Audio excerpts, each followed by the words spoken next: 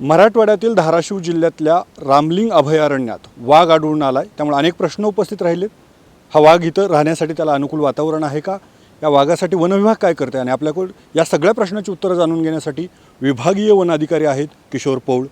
Sir, स्वागत आहे ABP माझामध्ये. धाराशिवमध्ये वाघ आढळला आहे. वनविभागाला याच्या अगोदर कधी वाघ आढळला होता? ही किती वेळ वाघ आढळायची? धाराशिव जिल्ह्यामध्ये हेडशी अभयारण्यात साधारण 4 ते 5 दिवसापूर्वी ट्रॅप कॅमेऱ्यामध्ये वाघाचे फोटो आलेले आहे. यापूर्वी धाराशिव वन विभागाच्या हद्दीमध्ये सुद्धा बरेच कॅटल किल वगैरे झाले होते. त्या ठिकाणी सुद्धा आपण ट्रॅप कॅमेरा लावून पहिला फोटो आला होता. हा वाघ साधारण टिपेश्वरच्या T20 या वाघिणीचा कब आहे आणि हा सद्यस्थितीत एक 4-5 दिवसापासून हेडशी अभयारण्य व आसपासच्या परिसरात त्याचा वावर आहे. टिपेश्वरचा कब आहे असं म्हणणं, अभयारण्यातील वाघिणीचा कब आहे असं तुम्ही म्हणताय. मात्र यवतमाळ ते धाराशिव हे अंतर जवळपास 500 किलोमीटरचे येतं. तर हा वाघ कसा आला असावा? काय अंदाज आहे तुमचा? हा सब अडल्ट आहे, साधारण 3 वर्षाचा आहे आणि आपली टेरिटरी सिद्ध करण्यासाठी तो आला असावा असं वाटतं आहे. साधारण हा टिपेश्वरमधून पैनगंगा सँच्युरी, नांदेड आणि मांजरा नदी काठाने हेडशी अभयारण्यात आला असं प्रथमदर्शनी तरी वाटतं आहे. या वाघासाठी आता इथं वनविभागाचं पुढचं नियोजन कसं असणार आहे? वाघीण वगैरे आणण्याचा काही नियोजन आहे का? आता वाघ आल्यानंतर पूर्णतः वन्यजीव, सोलापूर वन विभागाचा स्टाफ, धाराशिव वन विभागाचा स्टाफ पूर्ण अलर्ट मोडमध्ये आहे.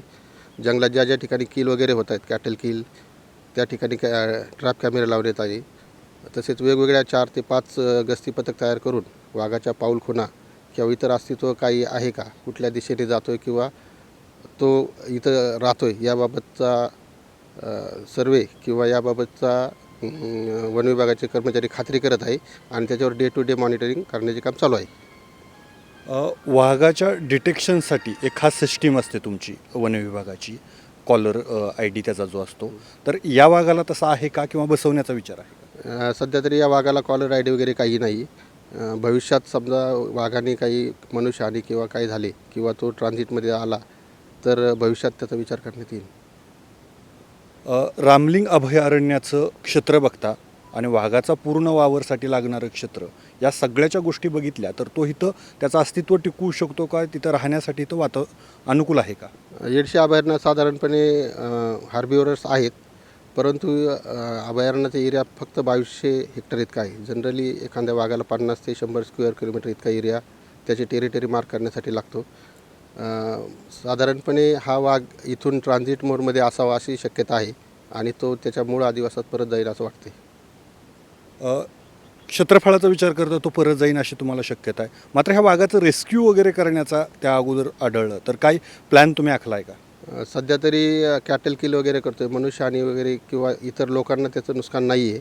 त्याच्यामुळे सद्यस्थितीत तरी त्याच्यावर मॉनिटरिंग हा एकच पर्याय वन विभागातर्फे करण्यात येत आहे. तर हे होते विभागीय वनाधिकारी किशोर पौळ. वाघाचं निरीक्षण वन विभागाकडनं केलं जातं आहे. रेस्क्यू करण्याचा विचार नाही आहे. मात्र काही हानी पोहोचली तर त्याचा पुढचा विचार केला जाईल असं ते म्हणत आहेत.